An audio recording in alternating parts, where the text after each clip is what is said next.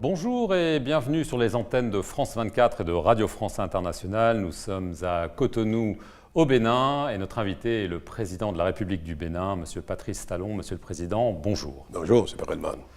Avec moi pour vous interviewer, Christophe Boisbouvier de RFI. Monsieur le Président, bonjour.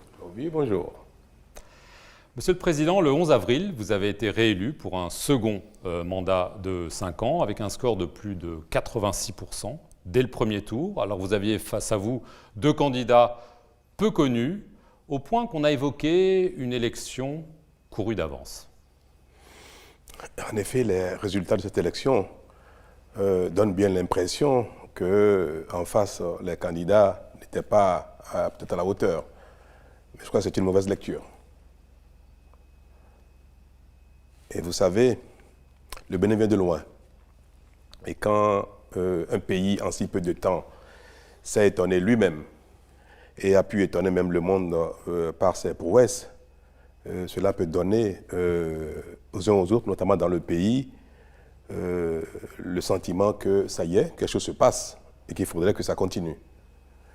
Vous savez, souvent quand un régime, un président est décrié, comme on l'entend un peu partout, les électeurs peuvent voter contre, quel que soit celui qui est en face. Donc ce n'est pas toujours en fonction de celui qui est en face que les électeurs expriment leur choix. Parfois, ça peut être un vote sanction. Là, c'est un vote d'adhésion pour vous? Pour moi, c'est un vote d'adhésion. Alors tout de même, il y a quand même un autre chiffre qui est frappant, c'est qu'il n'y a que 50% de participation. Il y a donc un électeur sur deux qui n'est pas allé voter, alors que lors de votre première élection, il y a 5 ans, le taux de participation avait approché les 65%. C'est un net recul. Ça veut dire qu'il n'y a pas eu le même engouement tout de même. Nous avons, il faut l'avouer, participé à ces élections, en tout cas les 3 candidats en liste, les 3 duos en liste, dans un environnement assez mauvais, de menaces, de violences, d'intoxication. C'est l'une des premières élections au Bénin, c'est la première élection au Bénin depuis le niveau démocratique, où l'argent n'a pas été le principal élément d'attrait pour les électeurs. Quand on met tout ça bout à bout, on peut comprendre qu'environ 10% des électeurs n'aient pas participé au vote par rapport à nos habitudes. Alors, quand on a quand même 50%, plus de 50%, presque 51% des électeurs qui sont déplacés, alors même que, pour certains, la dynamique est si belle, ce qui se passe est si bien qu'il faut impérativement que ça continue. Et que pour certains, il n'y a pas de raison que les électeurs n'apportent pas leur soutien au candidat Patrice Talon. Vous comprenez? Tout cela, mis ensemble, a pu contribuer à dégrader le taux de participation. Et 50%, pour moi, c'est satisfaisant dans ces conditions. Alors, il y a quand même quelque chose qui pose problème, c'est qu'à l'exception de l'ancien président Thomas Boniaï, tous vos principaux opposants sont soit en exil pour échapper à la prison, soit derrière les barreaux. Ici, au Bénin, on a l'impression que vous avez cherché à faire le vide autour de vous. Et que répondez-vous à ceux qui disent que, à cause de vous, la démocratie est en recul au Bénin? Qui sont les principaux adversaires candidats qui sont derrière les barreaux à la veille des élections? Vous en connaissez? Derrière les barreaux? Oui. Moi, je n'en connais pas. Il y a des gens qui ont été qui sont appelés à rendre compte de leur gestion, parce que nous sommes dans un pays d'impunité totale depuis si longtemps, et que quand on décide que la chose change, les gens ne veulent pas répondre de ce qu'ils ont fait, qui sont partis par eux-mêmes en exil, qui ont refusé de répondre à la justice. Mais sinon, moi, je ne connais pas un acteur majeur de la politique derrière les barreaux avant les élections. Vous n'avez pas cherché à éliminer tous vos adversaires pour gagner avec 86%, pour poser la question de façon un peu plus... Je vais vous dire ce qui se passe au Bénin. C'est dû à nos gouvernants qui sont devenus, au fil du temps, des prédateurs de leur pays, malheureusement, à l'instar de beaucoup de pays africains. Mon pays, le Bénin, est devenu l'otage de sa classe politique, faite de toutes sortes d'individus, y compris même des trafiquants de drogue. Alors vous nous demandez qui était derrière les barreaux au moment de la présidentielle du 11 avril. Lui, il n'a été arrêté que quelques jours plus tard, le 15 avril, c'est l'universitaire Joël Aïvo. Il est accusé d'atteinte à la sûreté et de blanchiment de capitaux. Il a essayé d'être candidat, il n'a pas pu. Qu'est-ce que vous répondez à ceux qui disent le président est en train de régler son compte à quelqu'un qui a dit que la présidentielle c'était talon contre talon et que les résultats proclamés étaient truqués? Ah bon? Pour vous, ce n'était que ça? Non, vous n'avez pas entendu que ces gens-là ont dit que l'élection n'aura jamais lieu? Vous n'avez jamais entendu cela? Pourquoi, en répétant les propos de ceux qui paraissent être victimes des réformes au Bénin, vous faites une sélection de leurs propos? Tout le monde a entendu sur les zones, partout, qu'ils ont dit l'élection n'aura jamais lieu, n'aura jamais lieu dans ces conditions. S'ils ne sont pas candidats, il n'y a pas d'élection. C'est un opposant politique. Mais alors, est-ce que dire que les élections n'auront jamais lieu et agir pour que ça n'ait jamais lieu, pour vous, est convenable? C'est-à-dire, au point de recruter des mercenaires, des chercheurs, dit-on, de les armer et amener ceux-ci à tirer sur les forces de l'ordre? Monsieur Aïvo, dont vous parlez, parlons-en. Et même plus que ça, Rekia Madougou, je sais que vous allez en venir, ils sont dans aucun parti politique, n'ont pas de parti politique. Une dame débarque, qui n'est pas membre du parti, avec des valises d'argent, avec des sponsors, des chefs d'État de pays voisins, avec des opérateurs économiques et consorts. Écoutez-moi bien, écoutez-moi bien. Mais juste, je veux préciser pour les gens qui nous écoutent et qui nous regardent, il s'agit de Rekia Madougou, qui était qui voulait être candidate, qui a été retoquée. Elle a été arrêtée le 3 mars. Elle n'a pas été retoquée. L'information n'est pas juste. Elle n'a pas pu se présenter. Pourquoi? Je finis juste. Elle a été arrêtée le 3 mars. Elle est poursuivie, je cite, pour financement du terrorisme.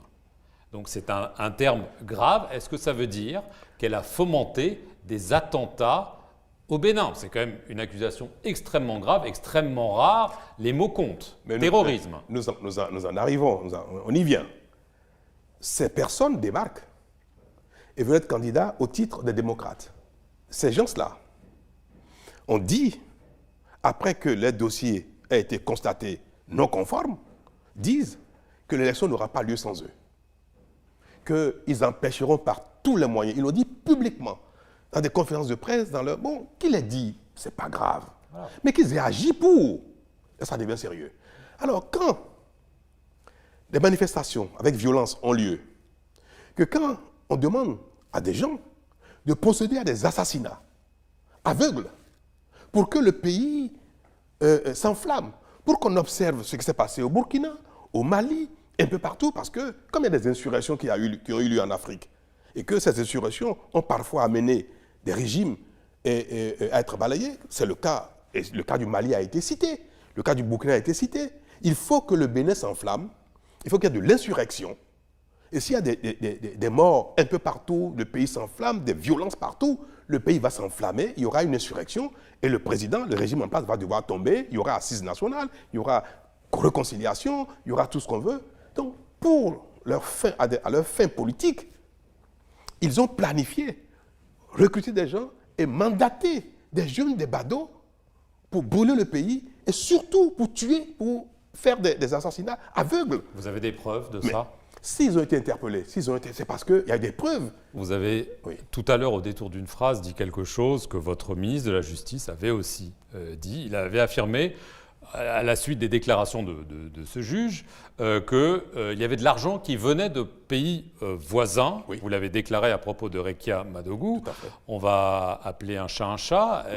Elle est connue comme conseillère du président du Togo, par exemple. Oui. Est-ce que vous voulez dire par là que son action violente, telle que vous la décrivez, a été financée par des chefs d'État voisins et, par exemple, par le chef d'État du Togo? Vous convenez bien avec moi qu'il ne serait pas bien que je cite des noms. Mais vous avez parlé de chefs d'État tout à l'heure. Cela suffit. Des hommes d'affaires, des autorités, des chefs d'État, de pays voisins. Et je sais de quoi je parle, mais il n'est pas... Non, attendez, parce que c'est quand même très, très, très important. Vous dites que des chefs d'État de pays voisins ont participé à une opération de déstabilisation du Bénin. Ça, c'est vous qui dites, moi, je n'ai pas dit ça. Vous dites... Est-ce que quand des autorités étrangères, même des chefs d'État, appuient un candidat, financent même, éventuellement même un candidat, est-ce que leur implication va jusqu'aux actes criminels que ceux-ci pourraient commettre? Elle était financée par des chefs d'État étrangers? C'est deux choses différentes. Elle était financée par des chefs d'État étrangers. Si vous soutenez un candidat politique qui, pour vous, peut-être peut faire une affaire quelque part, et que cette personne dérape et va commettre des crimes toujours au titre de sa candidature, est-ce que vous êtes responsable? Donc moi, je n'ai pas de preuve que ceux qui ont soutenu Réki Amadougou l'ont mandaté à ce point. Qui l'a soutenu, monsieur Est-ce que c'est de mon rôle, de ma fonction, de vous donner des noms? Mais des chefs d'État, on est bien d'accord. Je l'ai dit, il n'est pas nécessaire de le répéter, vous comprenez ce que vous voudrez bien. Mais ce n'est pas un secret. Vous dénoncez, Monsieur le Président, les violences qui ont éclaté dans votre pays, notamment entre le 6 et le 9 avril, notamment dans le centre-nord du pays. Le fait est que de nombreux Béninois ont eu l'impression de ne pas pouvoir s'exprimer dans les urnes, faute de candidats importants représentant l'opposition, et qu'ils sont descendus dans la rue pour manifester, pour protester. Vous avez regretté vivement qu'il y ait eu des blessés parmi les forces de l'ordre, mais vous n'avez pas du tout parlé des morts dans la population civile. Est-ce que vous pouvez nous dire aujourd'hui combien de personnes sont décédées? Dans quelle population civile? Oui. De quoi vous parlez? De quelle population civile? Parmi vous parlez des morts, parmi les personnes parmi les assaillants, parmi ceux qui ont tiré sur les policiers. Vous avez l'identité? Parmi les populations civiles, comme à Savé, comme à Tchaourou, est-ce qu'il y a eu des populations civiles? À l'heure où nous parlons, est-ce qu'il y a eu des morts parmi les populations civiles? Avez-vous, comme vous êtes journaliste et que France Inter est représentée au Bénin par des reporters, avez-vous vu des familles qui ont présenté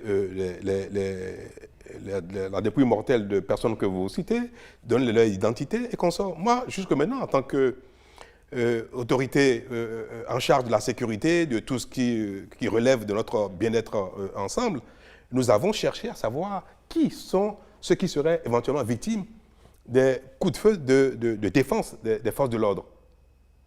C'est important de savoir, même pour les enquêtes, c'est nécessaire. On n'a pas vu, on n'a même pas vu de déclaration de décès. Monsieur le Président, je veux revenir aux réactions à votre élection, et notamment une réaction que tout le monde a remarquée, celle du gouvernement américain. Le département d'État américain a publié un communiqué en date du 23 avril. Je vais le citer, comme ça les choses seront précises. Il affirme que les États-Unis, je cite, notent avec inquiétude les nombreuses arrestations de dirigeants politiques de l'opposition. Il rappelle l'importance de la présomption d'innocence, d'une justice transparente et apolitique, et ils ajoutent qu'ils suivent de près les actions du gouvernement du Bénin. Vous semblez donc être dans le viseur de l'administration Biden. Pas du tout. Toutes les fois donc il y a des gens qui portent la casquette politique, qui sont interpellés, ça soulève des inquiétudes légitimes. Ça soulève des interrogations, surtout quand c'est 1, 2, 3, 4, 5 personnes. C'est étonnant, c'est inquiétant. On a l'impression que c'est une dérive autoritaire, disent les États-Unis. Je trouve légitime, ils n'ont jamais dit ça. Mais c'est l'impression qu'ils donnent. Mais non, ils disent qu'ils suivent de près et tout le monde est préoccupé, y compris eux et moi-même, par une justice transparente qui ne soit pas à la solde d'une manipulation politique. C'est légitime et c'est normal. Vous aussi, n'importe qui, ce n'est pas seulement eux, que ce soit les Japonais, les Chinois ou les Européens. Tout le monde dit toujours, attention, il ne faut pas qu'on utilise la justice pour régler des comptes politiques. Et cette interrogation, elle est légitime.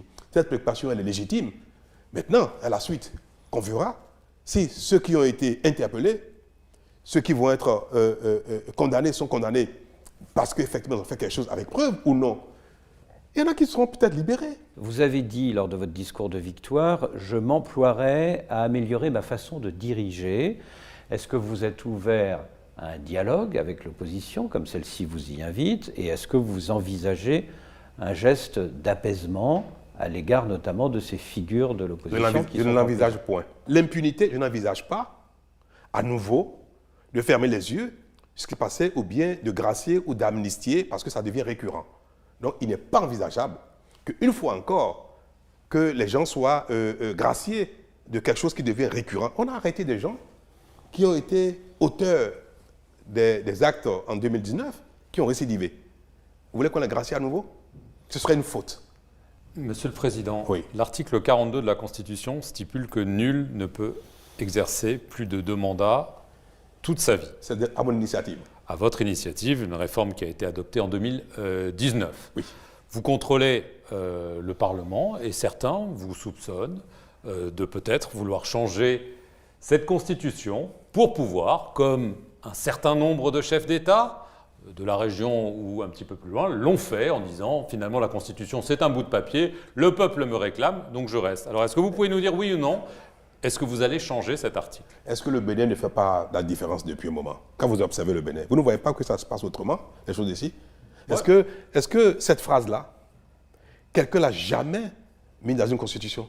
Est-ce que déjà, pourquoi vous ne reconnaissez pas déjà l'importance d'une telle phrase qui règle le problème des constitutions nouvelles, compteur à 0, 3e, 4e, 5e mandat? Ce sera ainsi. Personne ne changera cela. En tout cas, ce ne sera pas moi, ni à mon initiative. Et je ne pense pas que les Béninois changeraient. Les Béninois tiennent beaucoup à la limitation des mandats. Donc, et c'est pour ça que nous avons fait ça, pour éviter toute tentation de nouvelle constitution devant entraîner une remise à zéro des compteurs. Parce que ne pas le faire, ça nous a empêchés de faire même des retouches techniques à la constitution, par peur que cela ne soit évoqué par quelqu'un pour s'éterniser au pouvoir. Donc c'est votre dernier mandat? Bien sûr. Premier juré. Tout à fait. En 2026, Patrice Talon ne sera pas candidat. Monsieur Babouvier, Dieu nous prête longue vie et bonne santé pour que nous puissions ensemble constater cela. Merci, Monsieur le Président, de nous avoir accordé cet entretien. Et merci à vous de nous avoir suivis sur nos deux chaînes, Radio France Internationale et France 24. Merci à vous aussi. Merci.